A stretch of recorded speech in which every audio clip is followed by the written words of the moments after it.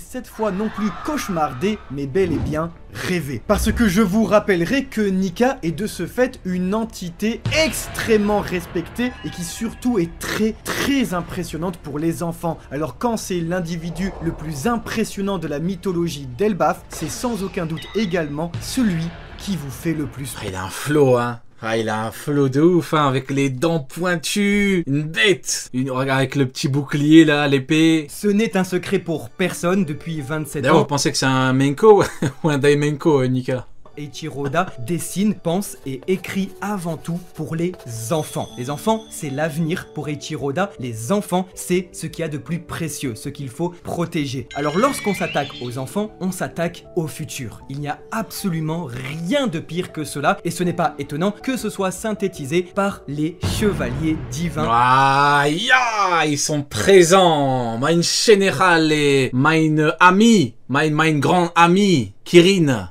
De Marie-Joise. Mais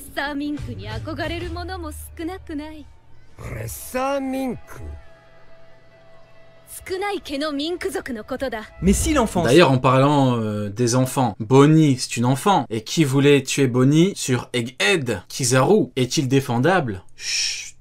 Est importante, c'est aussi par l'éducation qu'on lui apporte. Alors voilà, Eiichiro Oda va jusqu'au bout et nous montre les professeurs de l'école du Morse. Dites bonjour. Comme par hasard, c'est le prof de PS qui prend cher. Comme par hasard, c'est le prof de PS, celui qui est toujours en survêt là. Comme par hasard, c'est lui qui se fait claquer. À Wolf, le prof de PS, à Ange, que nous connaissions déjà, prof de langue. Prof de langue bibliothécaire. À Ripley. Là, on voit les budgets sont restreints. Waouh, et le baf, c'est chaud, hein. Prof. Le prof de PS à Ange que nous... Regardez-moi ça, les budgets c'est tellement restreint, c'est une prof de langue et une bibliothécaire, et bah, c'est chaud, c'est chaud Elbaf. Harald, il a pris tout l'argent ou... Prof de langue à Ripley, prof de biologie, Blade, prof de mathématiques, Saolo, prof d'histoire. T'imagines ton prof d'histoire c'est Soro. Et Kiba, le directeur de l'école, qui lui aura donc donné son nom, parce que, regardez sa tronche. Alors autant le dire tout de suite, de tous les géants, et je dis bien tous les géants d'Elbaf, aucun ne possède de fruit du démon. Et regardez sa tronche. Alors autant le dire tout de suite, de tous les géants, et je dis bien tous les géants d'Elbaf, aucun ne possède de fruit. De tous les géants d'Elbaf, il n'y en a pas un qui a un fruit. C'est quoi l'intérêt? Démon. Et ce que, alors ici, nous aurions... Mais pourquoi? C'est quoi l'intérêt 2025? Tu nous fais le pays le plus fort du monde, il n'y en a pas un qui a, ne serait-ce qu'un petit Zoan, un tout petit paramécien, un petit truc de merde, Non, rien, un tout petit truc. Pas comme... Ce serait nul.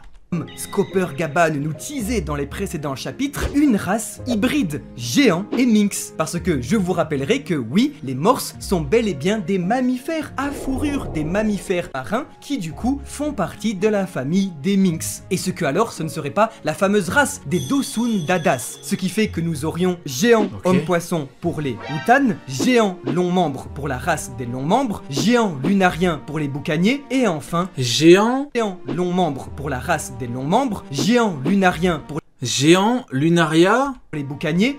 Boucanier, donc les boucaniers, donc c'est ça le boucanier de merde, excusez-moi. Donc les boucaniers, ce grand peuple fier et digne, bien évidemment, vu qu'on doit faire semblant, faisons semblant jusqu'au bout, c'est un mélange de lunaria et géant. Mais ils ont pris quoi des géants et des lunaria? Ils sont un petit peu plus grands. Ils ont pris quoi des... Ils ont pas la résistance des lunaria, ils ont pas les ailes des lunaria, mais ils ont quoi des lunaria? C'est quoi? Qu'est-ce que ça apporte? Qu'est-ce que ces mélanges apportent? Ça sert à rien. Enfin, les membres, là, les grandes jambes, ils ont des grandes jambes. Des longs bras, ils ont des longs bras. Mais là, ça leur apporte rien, du coup. Ils ont tout perdu, hein.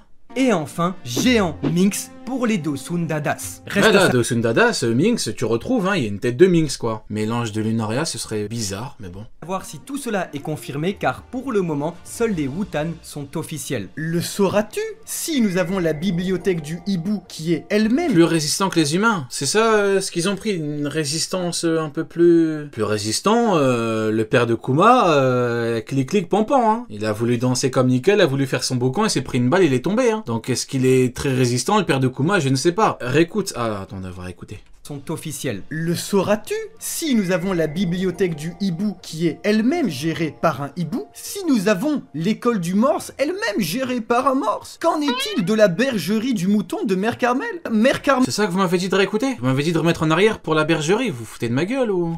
un mouton? Et oui, le Pourquoi vous m'avez dit de remettre en arrière? peuple minx J'ai cru qu'il avait sorti une théorie de fou.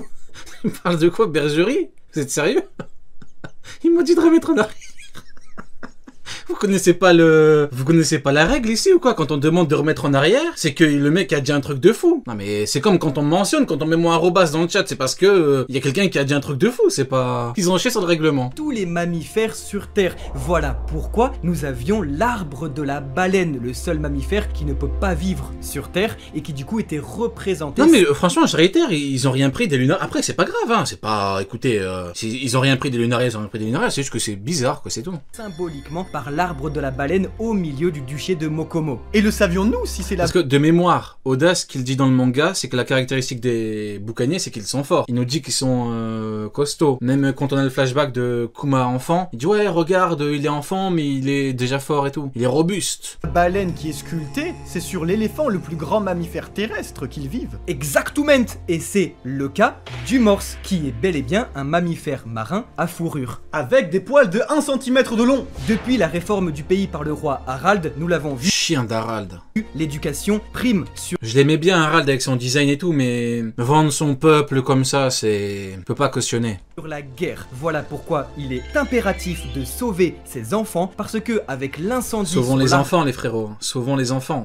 d'Adam, nous avons compris que le pays va un jour avoir besoin d'eux. Ces enfants vont devoir le reconstruire. Ce sont l'avenir, ce sont eux qui vont édifier le pays. Mais avant... Après, en vrai, on dit sauvons les enfants et tout, mais même le plan part du principe qu'en gros, les géants, ils vont baisser leur slip, ils vont pas prendre 1 milliard d'enfants non plus. Enfin, j'imagine qu'Elbaf ne se limite pas à une classe d'enfants. Avant cela, il y a un petit problème à régler. Un problème tout juste intitulé... En vrai, si vraiment t'as pas le choix, si les géants leur disent vous devez baisser votre slip pour récupérer les enfants, les gens ils veulent pas. Bon, bien sûr, j'imagine qu'ils veulent pas. Mais ils doivent entrer en guerre contre le GM. Je pense qu'ils vont se poser la question. Maintenant, c'est pas le plan du, c'est pas dans l'intérêt du GM d'entrer en guerre maintenant contre les géants. Ouais, le plan il est... La fin du monde. En effet, dans ce chapitre, c'est même les enfants qui vont le dire eux-mêmes. Ça y est, c'est la fin du monde parce qu'ils témoignent de la présence de Jorgunmand.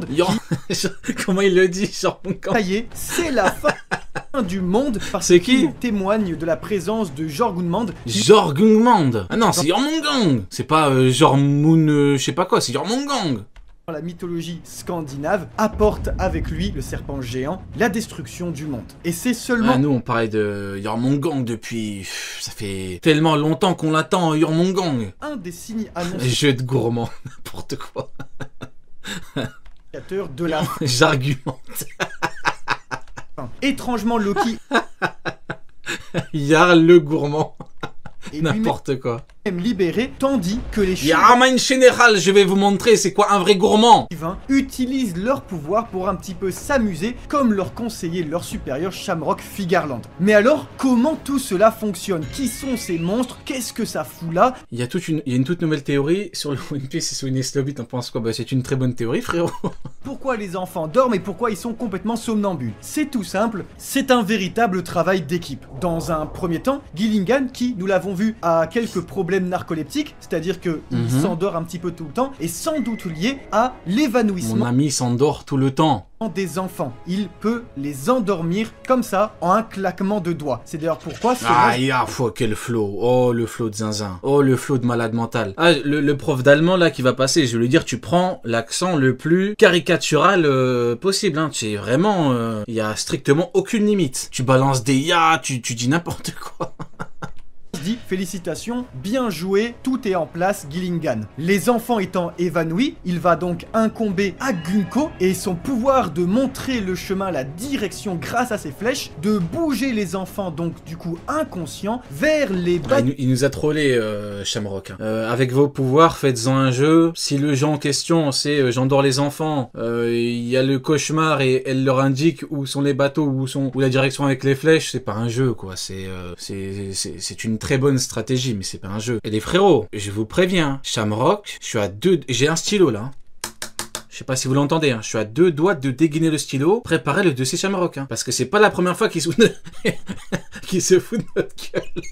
Aux bâtiments de la marine et du gouvernement qui les attendent sur les berges pour pouvoir les amener direct à Marie-Joise et énerver Skopper-Gaban. Et enfin, peut-être le plus important pour... Bon, au moins, si ça énerve Skopper-Gaban et qui est dévoreur de montagne, mangeur de montagne, ratiboiseur en chef, bon, au moins, ça aura eu son intérêt, quoi, mais bon. Éviter que les géants adultes ne viennent secourir les enfants, Sommer... T'as dégainé ton stylo comme un Daimenko.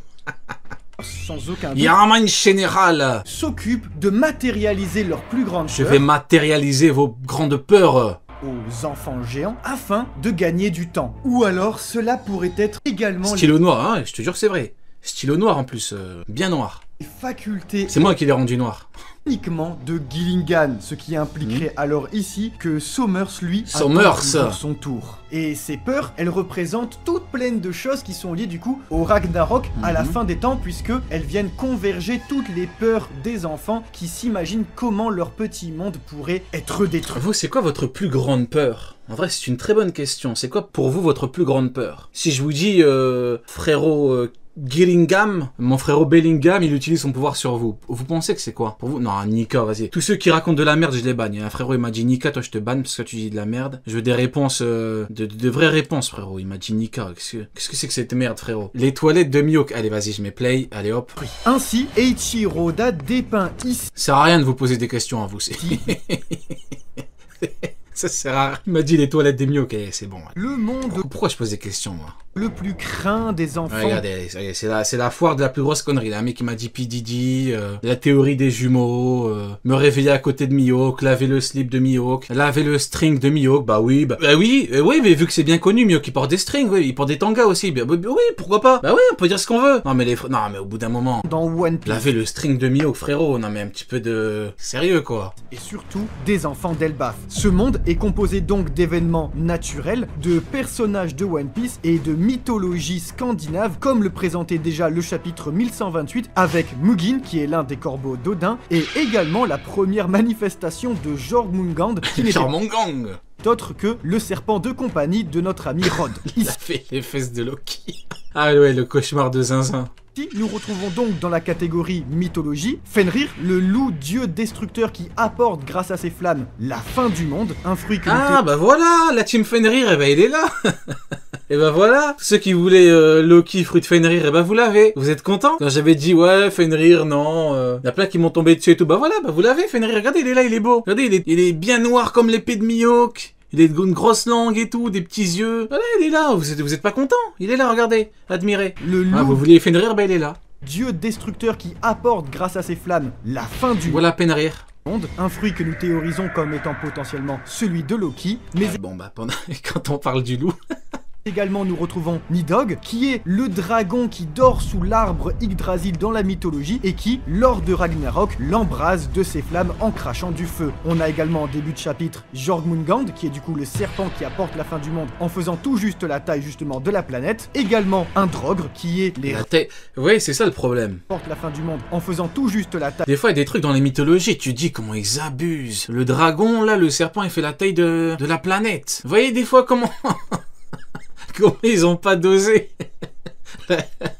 Il enroule la planète. Ouais, bah pourquoi pas. taille justement de la planète. Également un Drogre, qui est les revenants, l'équivalent des zombies squelettes de la mythologie scandinave. Des Rogdous, Ils savent pas doser. Bah ouais, c'est toujours ils abusent. Taille de la planète.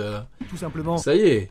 des fantômes, boubou, ça fait peur. Mais également la créature la plus connue de toute la mythologie Bon, scandinave, après, vous me direz, c'est pas le truc le plus abusé dans la mythologie nordique, en vrai. un petit kraken. Un petit kraken. Et ben voilà, il y a un enfant, il y a un golemon. Excusez-moi du terme. Il y a un golemon d'enfant. Bah, sa plus grande peur, c'est... Ah, quoique, un kraken, en vrai, c'est... Non, en vrai, dans ma tête, c'était un poulpe. Mais non, en vrai, c'est un kraken. Non, c'est gros, un kraken. Non, j'abuse. Non, n'exagérons pas. Non, c'est pas bien.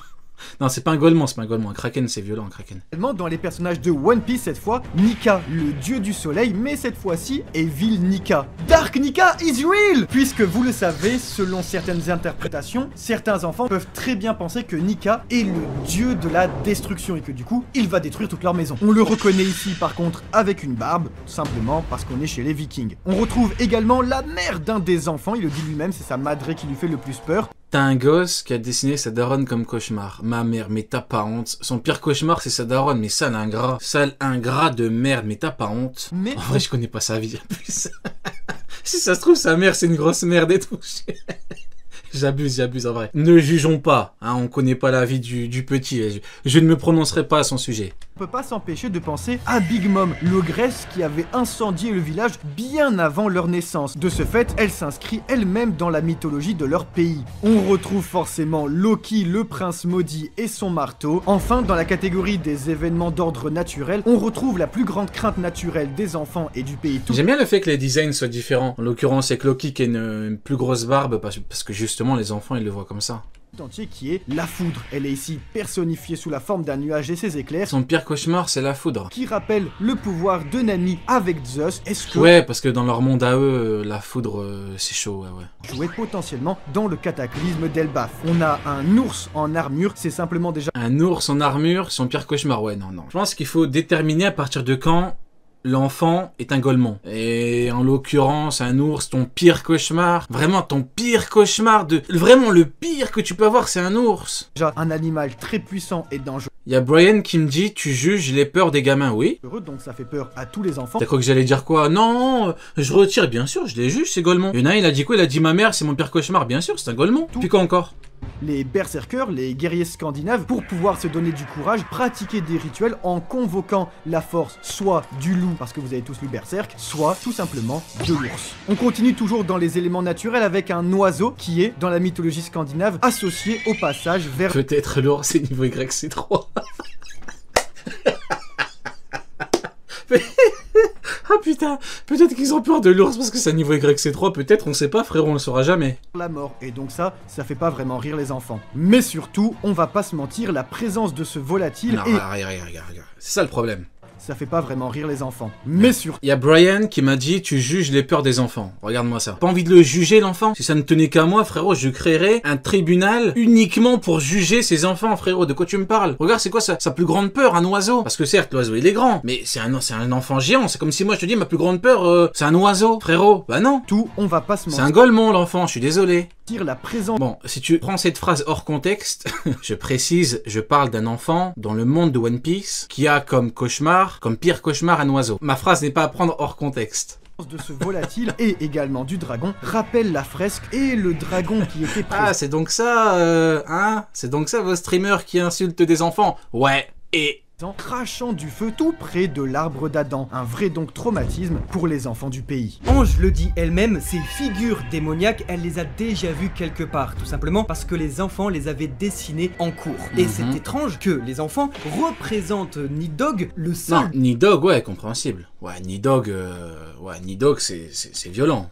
Dessiné en cours. Et c'est étrange que les enfants... Là, tu dis oui. Là, tu dis c'est chaud.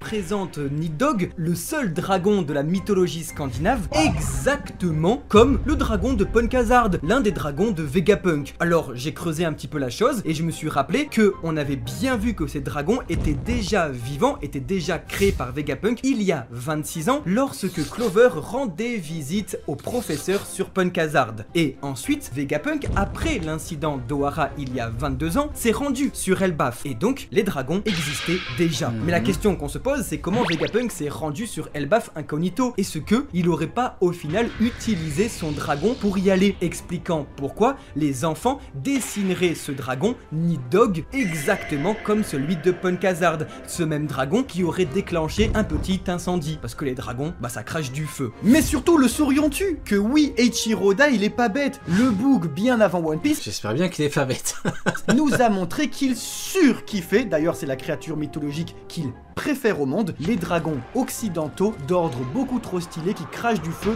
dessinés de manière... Ça se voit qu'il kiffe les dragons, Kaido dragon, même King, c'est technique, c'est des dragons. Mais ouais, ça se voit il kiffe ça, les dragons Oda. Très réaliste, je dirais même de manière trône de fer. Eiichiro Oda, il sait faire toute une panoplie de dragons et nous prouve qu'il... Même Zoro, il a des techniques dragons, non, c'est ouais, les dragons. Il est capable d'en faire des très différents. Même Momo, dragon, c'est la totale. Surtout des occidentaux 100%. Alors s'il ressemble à celui de Punkazard, c'est pour une raison.